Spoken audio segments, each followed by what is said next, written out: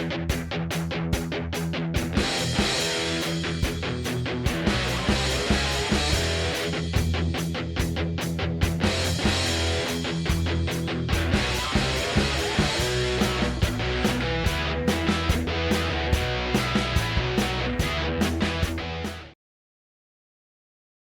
are talking today about oh, 28 millimeter RPG here. We are talking about cool stuff.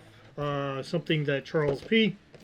had mentioned, and Charles was on in a live stream with Shauner, and then I ended up talking to him about Numenera here, which one of the features of Numenera, if you buy any kind of additional things with Numenera, that is the cards that you can also purchase, which I find invaluable in any kind of sci-fi role-playing game.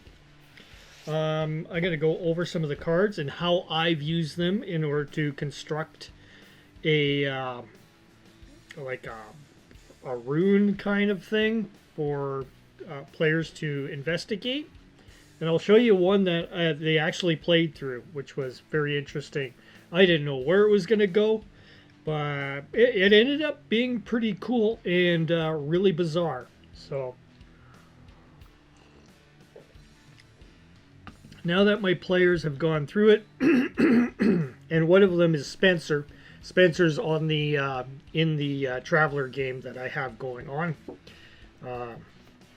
Spencer and his son went through it, and it was a pretty interesting game session. Needless to say.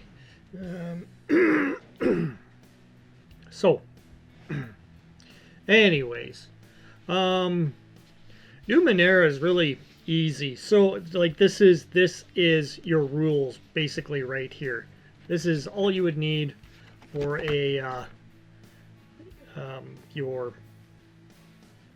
it's everything you need for the dungeon master or the game master or the referee or the keeper or whatever you want to call them. For Numenera, it's a game master, GM. So yeah, it's very simple rules. Super simple. That's why it lends itself very well to theater of the mind kind of stuff. Mind you, when we played through the scenario that I put together for Spencer and his son, it was, I did have to kind of like draw out a little bit of a map so that they had an idea of what they were going through, and it wasn't like an actual, I was putting in like super details and everything. I just kind of sketched it out, kind of like how I've sketched it out in my book here when I made this. I believe I have a video on how I made this, but I never actually published it on YouTube. It's kind of in it's still in unedited form. So instead of me going through and editing that, I'm going to go make a brand new video right now. And this is it. So when I grabbed cards and stuff, I ended up putting together a scenario for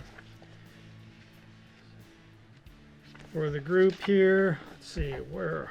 Oh, it's opened it on the wrong side here. So I ended up, getting some interesting, pictures and stuff like that of different characters that are going to be in the game. So I did that, wrote out some notes here for the players. Now it's all back here. All right, so this is the rune that they ended up going into. And this was basically generated by using these cards here. So, and I'm just going to show you, for example, the set of cards here for making runes. And these are the ones that you use for making runes for, what is it called? The Jade Colossus. So I use some ideas out of here And each of these cards will have like one, two, maybe three ideas in them, or a lengthy explanation on something of an idea, and they'll have like a color in the corner here, and an idea for a monster in here, and a thing here for maybe a couple of corridors or something like that. Like two to the left is going to be. But I just basically made kind of an how many rooms here? 1, 2, 3, 4, 5, 6-ish rooms in total. And I basically drew cards for each of them. And one of the cards, and this is for, and I had no idea what this was gonna like end up being. I just knew I had one of the characters having a amulet given to him by his mother, and then what happened was his mother was originally from a different town kind of idea in the Numenera world. And she left this kind of keepsake with him, and it was some sort of important device, which had some sort of function in her hometown. So in the meantime, his actual town, the city that he's from, is being besieged by these people known as the Collectors, and it's kind of like a big Mad Max kind of thing, with all these guys on their strange, weird vehicles circling around the city and laying siege on it by throwing these like weird devices that blow everything up, and it's just a big mess. And it looks like the city's on the basically the losing side of this whole conflict. So the city tells Spencer's character, who is the guy who has the amulet, tells him to find allies in order to stop these people. There must be other people fighting against these collectors. So Spencer and his real life son joined us as well, Tristan. So Spencer and Tristan had characters that decided to travel to the south to this other city, a little town, and they find out the town is basically being compliant with the aggressive collectors by giving them food in order to leave them alone. And just so like the city that they had just came from decided they were no longer going to abide by these rules anymore, and of course they're now paying for it by being besieged by these collectors. So upon talking to the people in this new town, they find out that there's a ruin just to the south, and apparently has something to do with the citadel, which is like the main, almost kind of like a main city hall that they built themselves into, and it's an old ancient ruin, like uprooted from the ground, and there's no way of accessing the inner confines of this ancient citadel. So they've kind of just built upon it and waited for the possible time that it may be opened. They tried everything to access it, but there's no way they can get through or cut through the systems. And so anyways, so Spencer's character shows up in town with his mother's amulet, and a few people, the more of the elderly folk, recognize the amulet and recognize where it's from. And this kind of alerts the people, and some of them are allied to the collectors themselves, so they want to kind of keep the status quo of this, taking control of this city, of this town, I should say. So anyways, what I do is I have a few stats here just for the collectors themselves, and a few names just in case they do kind of show up, if I decide that's what's going to happen. But Everything here is kind of a weird, I just sketched stuff down. So I did it all in pencil first. And then once I had each area kind of figured out, it went from there. So what I did was I first sketched the first area, which was just it had an idea that there was a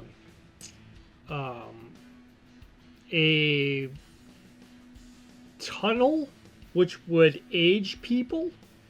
So what I decided to do was make a elevator. So this is the top of the elevator. It's a big disc.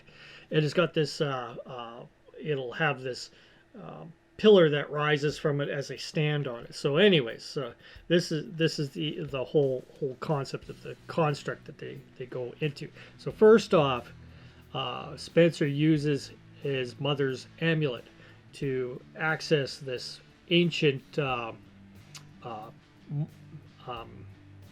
monument, which was built, before Spencer's time, in honor of the people that first encountered the collectors and were killed.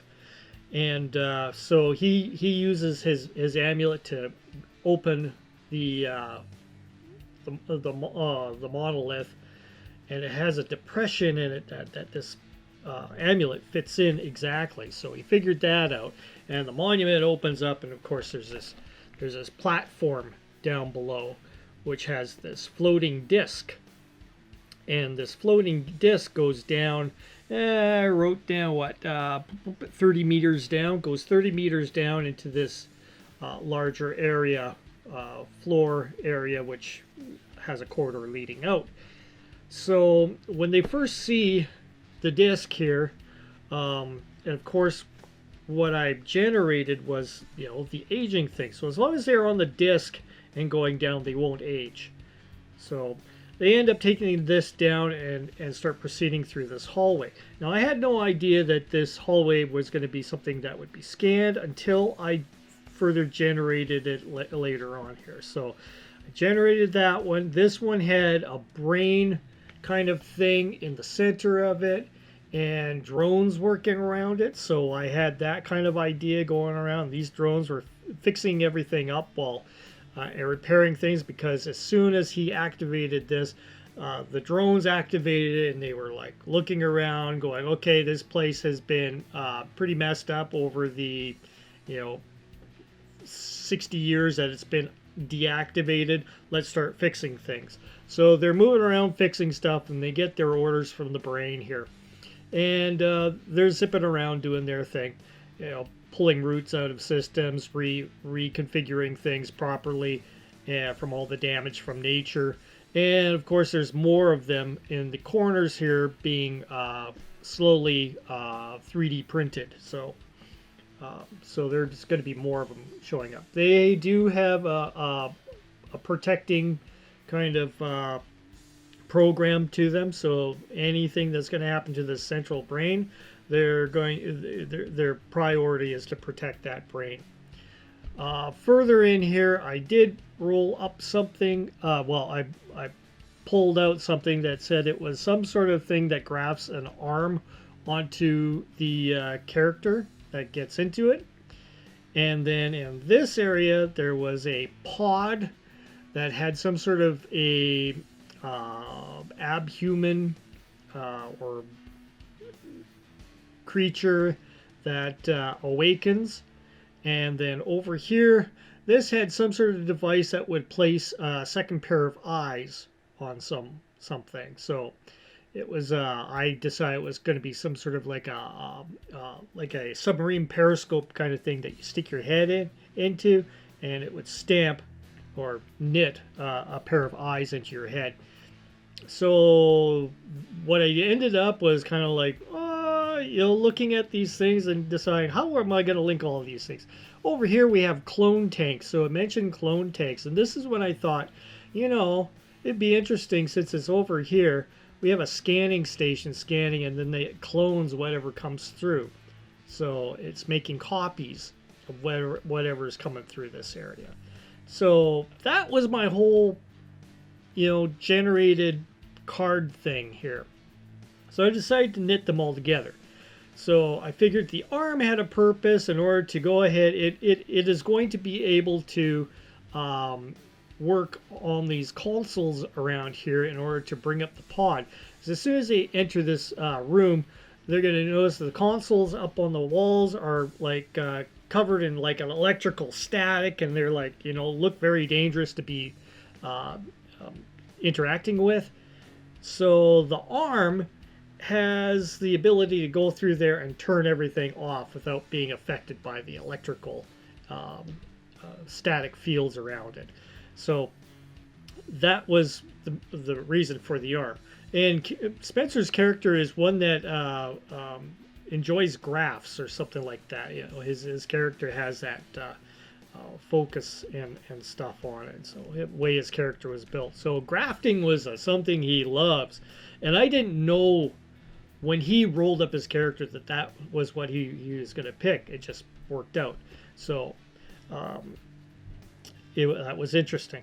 So this creature was going to go ahead and come over here because it doesn't have any eyes. It's going to come over here and plant eyes onto its head. And these eyes are going to be used in the Citadel, which is a completely different complex, in order to activate the weapon systems inside the Citadel, because it's kind of like a big silo kind of thing. And what was going to happen is they were going to evoke the weapon systems to go ahead and target areas on the outside. Specifically, the collectors is what the whole idea was, to destroy them by the might of some sort of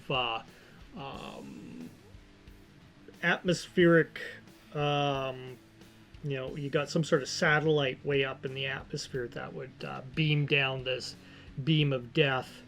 And that was the whole idea here. It was going to be like a big, you know, boom, destroy all the bad guys all at once kind of idea. But they would have to go through this puzzle piece and stuff, especially in the Citadel, first before that all happens. So anyways, so all of this was put together, and then of course these clone takes and the scanning, it was just some sort of idea. I thought, well, okay, this is interesting. We'll put this all together and run it, see what happens. And of course the players, you know, encountered this disc.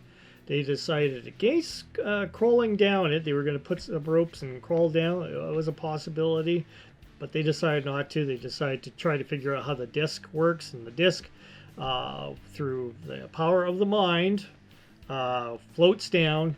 So then, as they're on the bottom, they come through here and they encounter the room with the bug-like mechanoids in here.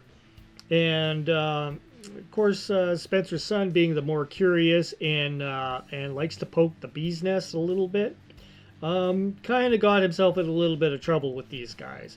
Where Spencer kind of went through and encountered this area here with the grafting arm unit, and ended up getting the arm grafted onto him.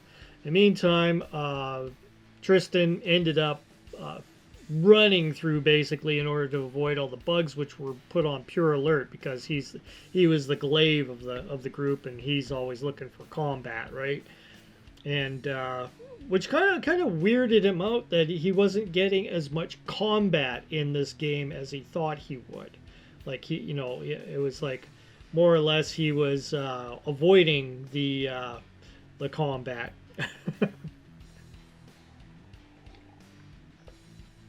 But it's kind of wise because there's 4 of them, and plus there's more of them being made, right? And as soon as he ended up enacting their defense protocols, it started making ones with mechanoid bugs here with larger weapons on them. So these ones, the 4 originating ones, only had little zappers on them, just to, you know, cause problems. And if you did try to interfere with the brain would go ahead and use some sort of psionic kind of attack on the person and render them paralyzed. So, and then the bugs would drag off the body and get it away from the area. They just want whoever is trying to attack to go away. They won't necessarily like kill the thing.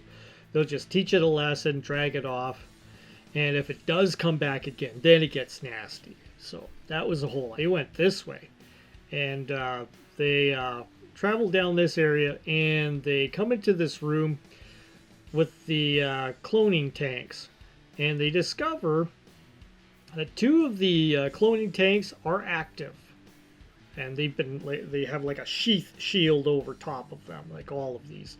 So they go ahead and look at it, and they kind of figure out, how to pull the sheath off and remove it, and they discover that there is the bodies of themselves being replicated in these tanks.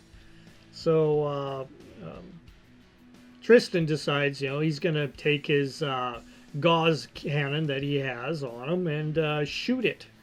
And it goes through, and all he sees is the liquid inside just turns all red. So he basically killed whatever clone was in there. And so that kind of irked them a little bit. But as they were doing that, Spencer noticed a scanner on the wall here showed somebody walking through, and another person just barely crawling past the scanner here. And they're like, oh, well, we'll wait and see if they come around the corner or not. And they wait for a bit, and they hear a little bit of a commotion and stuff, and nothing happens. So they end up going over here, coming this way, and they discover the one gal had been paralyzed and dragged off over here. The other one end up dying at the end of the scanner because of old age, because what they did was because this disc didn't go all the way back up again, they ended up crawling down and of course aged. So the girl, who was originally like a teenager, who was somebody from the town that was like, what are these guys up to? And then she's seen that they had opened up the Citadel, and she decided, oh, I'm going to check out what these dudes are doing. And then she went down. Well, she found some rope and then went down. The thing was, it aged her so quite a bit. There's also a couple of bodies over here, which are just the aged remains that they pretty much died when they went down the rope as well. So there was a group of collectors that came down. That was these guys. So they came down. Only one of them made it through, and eventually died of a heart attack by the time he got here. Because then the bugs are like in defensive mode, and they zapped him, and that was it. He was gone. Gave him a heart attack. But anyways, so they grab the girl, they bring her through, and she becomes unparalyzed after a bit, and they take her into here, and they discover, oh, these three are two more have been activated. So there's a clone tank with her body in it, and there's a clone tank with the gentleman who ended up dying on the spot over here. So anyways, they decide that they're going to explore further on over here. They do nothing about the rest of the clone bodies for right now. Come into here, they find the pod, the arm activates and starts doing its thing, and Spencer ends up running around deactivating all these consoles around here, and the pod rises from the center, and this being comes out from this, basically a cocoon, kind of mechanized cocoon that it's been contained in, and it ponders around, and it can't really say anything, or well, it does say something, but it's very like it's a language that's been thousands of years old, and of course it doesn't see. It's moving its head around and sensing things around it by another means, and it eventually exits out of here and starts heading towards this station here, where it's going to go ahead and give itself a set of eyes. So Spencer and them follow it around the corner here because they're not sure whether or not they should attack it, or it doesn't seem to be in any kind of opposition to them. And it goes through the machine and ends up walking away over this way. And but they don't really see what happened to it. So they end up walking over here, and Spencer's like, okay, well, I'll check this out. And he sticks his head into the device and ends up getting, without him really knowing about it at first, a second set of eyes implanted on his head. Knows it did something to his head, but not quite aware of what it did. Now, this second set of eyes is also linked to this creature as well, which has the other set of eyes. So Spencer is suddenly like realizing he's seeing images, but his brain is not quite working 100% with this device that has been put onto his head. And he doesn't realize it until his son Tristan, notices, hey, you got a second set of eyes on your head now, and they look really weird. And Spencer realizes what has happened. So, of course, Spencer is the graft nano, so he doesn't mind having all these extra add-ons put onto him because that's his thing. And that's that's the basic gist of what happened. The creature went back into its pod to do something. The rest of the gang ended up going back out, and they thought, well, maybe this will reverse age her if they bring her up and tow her along. No, it aged her further, and she ended up crumbling into a heap of bones. But there is a clone of her in here, so keep that in mind. So anyways, they go back up, and they end up getting into the Citadel, and there's all kinds of mayhem happening up in the city by now, and in the town, and the collectors are coming back in order to make their collection. So it's up to them to go ahead and try and obliterate these collectors once and for all. So that was part of the story there, and I'm not going to go bother any further with that story, because this is the main reason why I am putting together this video, and it's using the cards. The cards give you all kinds of cool ideas, and without all these weird ideas, I would have never brought up something weird as this. Like some of the stuff on here is just so totally cool. So this is where I got the idea of the eyes being placed on the on this one had a synth box with tiny adds tiny eyes to objects placed inside, and this was the idea. I just took a part of that idea and added it to this. So everywhere that I would pull up something interesting, I would it would give me an idea or a piece of an idea that I picked from it and created something cool with it. So these like I say, these are the rune deck that you can get from Drive-Thru RPG, and it's specifically made for Numenera. And yeah, it's very cool. It will give you a billion ideas here. Well, a lot of ideas that you would probably never think of, and you can use part of the idea, you can use the whole idea, you can whatever you want. So I just use it to pick little pieces out of it and make my own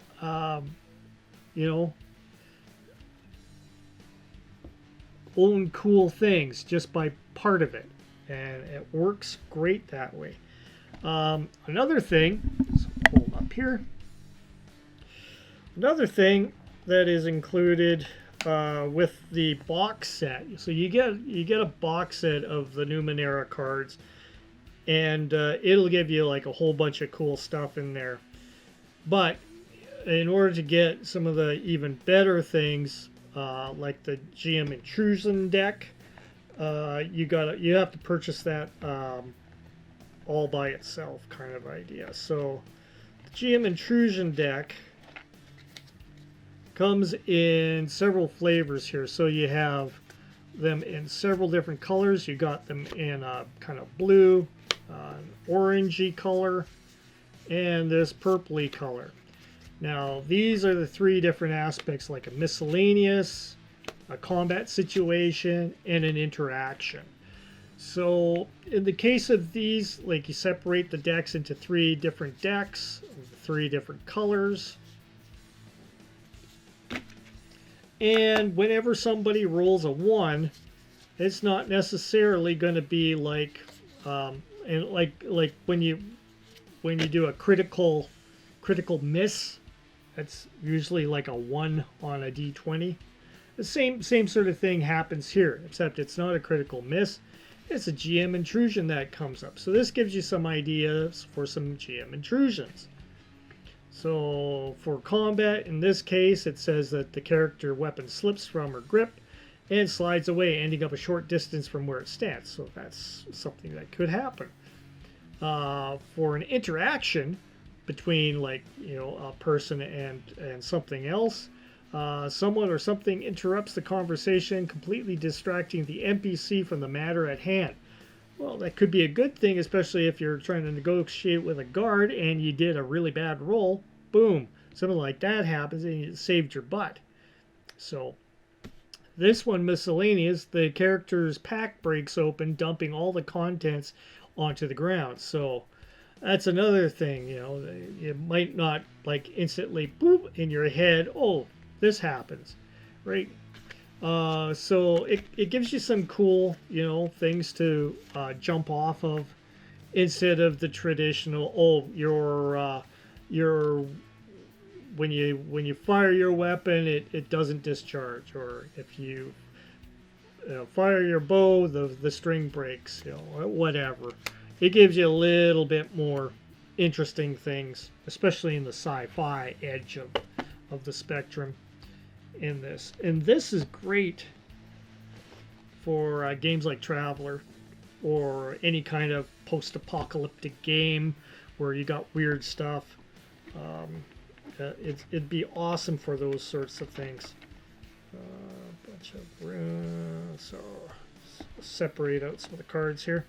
Another set of cards that comes with, I believe this came with the original box set, is this set of, these are just all blank on one side. So you got these blank cards with pictures on the other side of different devices, and it gives you like an idea, worn device or a biological device.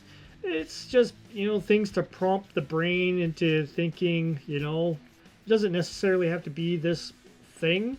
It can be just an injector, you know, like a type of injector that is used. So all these give you different kinds of interesting devices that you may not think about off the hand.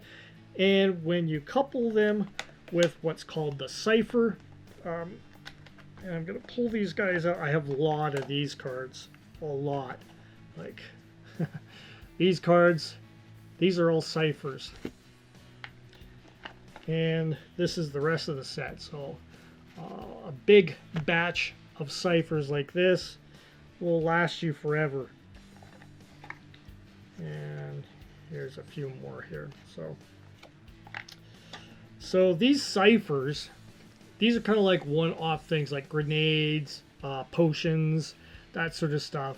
So these easily start making these interesting little things, like this one has a sleep inducer and a face disruptor on here. So different things, different effects, gives you an idea of what the things can do. You don't have to go ahead and start rolling up stuff. This frees the game master from going through charts and using up his time to roll up something, look it up. That's what it is. No, you just pull out a card and wing, wang, there you go. It's already figured out for you. Just pick one of those. So sometimes when we're creating characters, it tells you, like, the player starts off with 3 random items for ciphers, then you go ahead and you pick 3 cards and you tell them from each card, pick one of the items. That way they have a choice kind of how to set their characters up. So this card, they got 2 choices. This card, they got 2 choices. This card, they have 2 choices. So very easy way to create random things right off the bat for your players. And there are hundreds of different ideas in there that you probably would have never even thought about, which is the cool thing, because whoever thinks of these things, Bruce Cordell or whoever, ingenious, really cool ideas. So those are awesome. I mean, the cards cost you extra, but for a game master, yeah, especially in something like Numenera, because it is so weird that there's a lot of things that you probably wouldn't even think about, but this game introduces you to them, and you're like, suddenly you're like starting to think in this sort of way too, and which is cool, because next time you start playing Traveler, ancient artifacts, that sort of stuff, alien artifacts, whatever, you can start coming up with some really cool things just by drawing cards. So there are some items here. So they do have a little description on the back, and there's all kinds of different things that you can pull from here. I believe some of these are in some of the books. So, and yeah, a whole stack of these different ideas.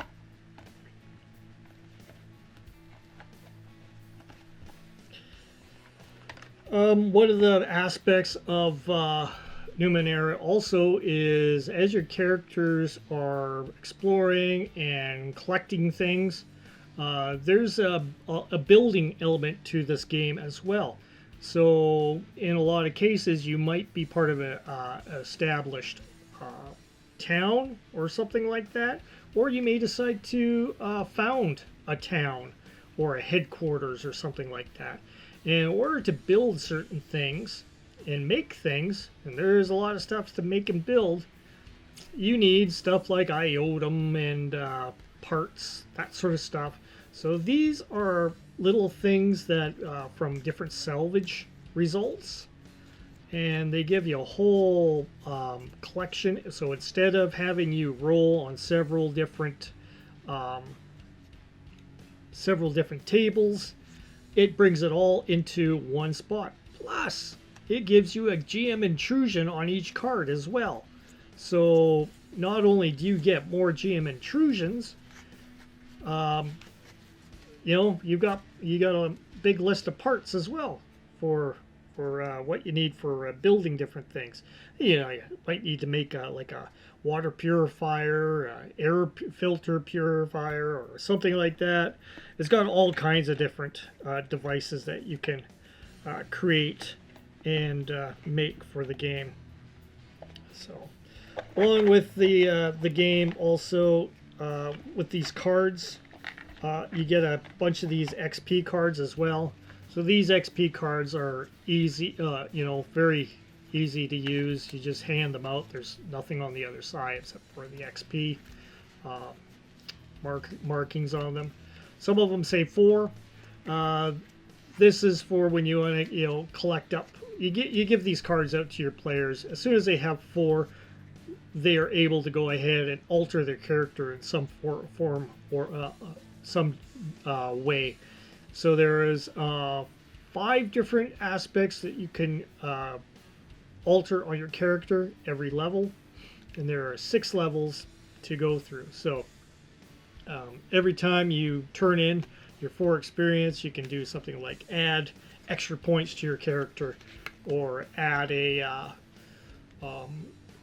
edge factor to one of your abilities, and that helps you in not spending so many points whenever you're trying to alter your actions in order to reduce that task difficulty on certain things. So that is cool. The other deck that I have here, I'm just going to go ahead and arrange my cards a little bit better here. The next deck is really bizarre. The box set comes with a selection of these already. So in your box set, you'll get a group of cards like so.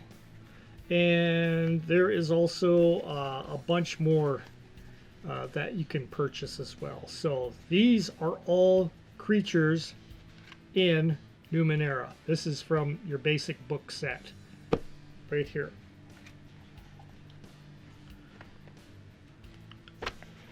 This is from all the rest of the bestiaries that you can collect from as well. And the creatures in here are some of the weirdest things you will ever see in your lifetime. Very good artwork. Really crazy stuff. Some of it is like really bizarro weird, giving you awesome ideas. You can even and on the back of each one of these gives you the stats of the creature. Now what it doesn't include, which is included on like any kind of bestiary, is ways that you can have the creature introduced, how it reacts in its habitat, all that kind of weird stuff. That because some of these things, when you look at them, you're like, what's the function here of this thing?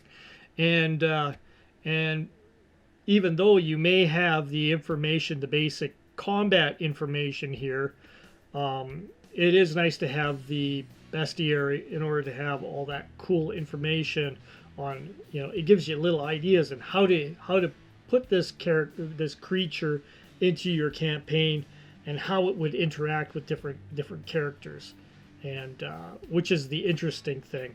So sometimes it'll be not hostile, but it'll look hostile.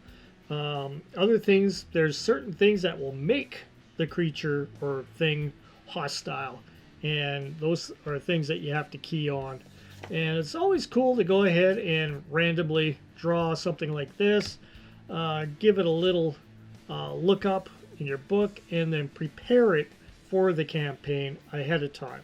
So if you're missing some, if you're just trying to struggle for some sort of an idea of what kind of creature to throw in, just throw in a random one, then read it up, put it all together for the game session, and then play it. Have this card on hand for the game session, and you have all the stats and everything right there and then ready to go. Monsters, creatures, all kinds of stuff like that. They're very easy in this game. You only need very few, like your stat block. This is my stat block for, for basically these raiders. That's it. Health 10 to 15 each. They have range slicers, which is some sort of a pew pew kind of thing that has this slicing blade that comes out, and the blades do 4 damage. And I've got their difficulty and their armor. So they have 1 armor each. Their difficulty is 4, so in other words, players need a 12 or better to hit. But they can reduce that by using, by adjusting their task difficulty by different ways. They can use more effort and all that stuff. So it's pretty easy to stat an enemy and have it ready to go on the fly. This is a very easy system, very easy to do a theater of the mind kind of thing, because a lot of this stuff you're relying on the player's brains to go ahead and use their own brain's weirdness to come up with with what this thing looks like to them.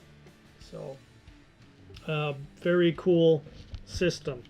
The cards, they're pretty cheap, but it's the shipping cost that will kill you, especially if you live in Canada. So that's the sad thing. However, when I do purchase these, I did purchase a fair number of decks all at once in order to reduce that cost of shipping, and that helped. When I got the box set, I bought that one on eBay, and that was sent to me. It came in a similar box as this.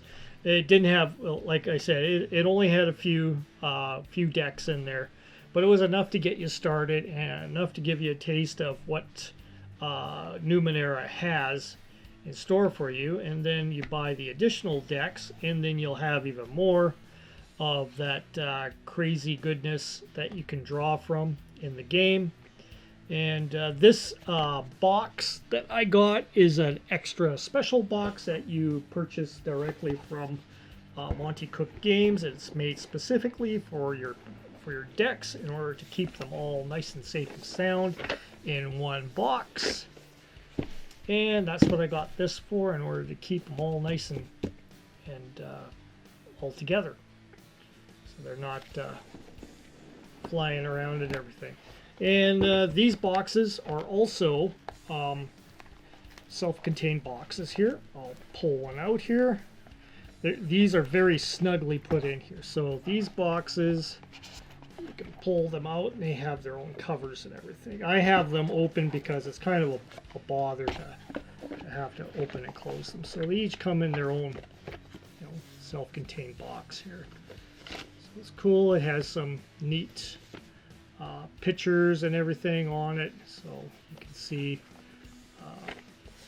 what that's all about. And it makes it harder to pull out when it's in that kind of configuration. So a lot easier to have them already open and ready to go when it comes time to you playing. So it's got the nice ribbons in here in order to pull the boxes out a little easier. So that is cool. And yeah, a little bit of a cost for your Numenera game, but indispensable in any kind of other game that you may end up utilizing these cards in. You can use them in Traveler, use them in something like Gamma World, can use them in Schultz, all kinds of weird stuff. Any kind of like weird hubris from DCC, that can also be used there. All kinds of weird stuff, and the descriptions in there and the stats aren't really, because Numenera is very easy, not a hard stat kind of game. It's very easy to convert a lot of this stuff that you see into what you play currently, and yeah, Traveler works. So I definitely pull some stuff from Traveler for Traveler, and yeah, add it to my game just to make things a little bit more interesting. Someday they're going to end up with some sort of thing that's going to entwine its wires into them and turn them into a cyborg or something weird like that. You never know. And yeah, it comes up with all kinds of weird ideas you can use like that. So hopefully, Charles, this helps you see kind of like a little bit of a. And yeah, I would say definitely, if you wanted to purchase the entire set, do it. If you have the capability, like I did with one set, I had a friend that had access to a printer that would print cards and had them cut for me and everything. And he sent them up to me, and they look great. Those were the salvage cards. All I did was round the corners off like all the rest of the cards with a corner rounder. I've got I have corner rounders that I can use here. So these guys here. So They work. Yeah, it's one way of enhancing your sci-fi-ish crossover games to have some really weird stuff that you would have never thought of before. And that's a cool thing, because if you expand your brain into these kind of avenues that you would never have thought of, that will help you later on in thinking of some of the weirdest stuff to add to different games. So, and if you want to be way out there, that's a means to that kind of gameplay. So you can come up with some really weird stuff just by experiencing it through the cards. All right, thanks for tuning in, Charles. I hope that helps. And yeah, we'll see you guys. I got a game happening tomorrow, so tomorrow night, that'll be 9:30 Mountain. I believe that'll be, let's see, 8:30 on the Pacific. And so if that's 8:30, that's like 5:30 on the Eastern Front, I guess. So yeah, stay tuned for that. We're doing a live Traveler game. So you'll see something that I do, and hopefully it's somewhat entertaining and not too boring. I do try to go through a lot of stuff fairly quickly, so we'll see how long this session lasts, what happens. It could be a bloodbath, it could be a clean sweep depending on the player's plans, anyways, see what happens. I'm not sure what's going to happen either. I never count on what's going to happen. I just put a situation together, and whatever happens. Hope you guys have an awesome day. Thanks for tuning in. And if you haven't, subscribe.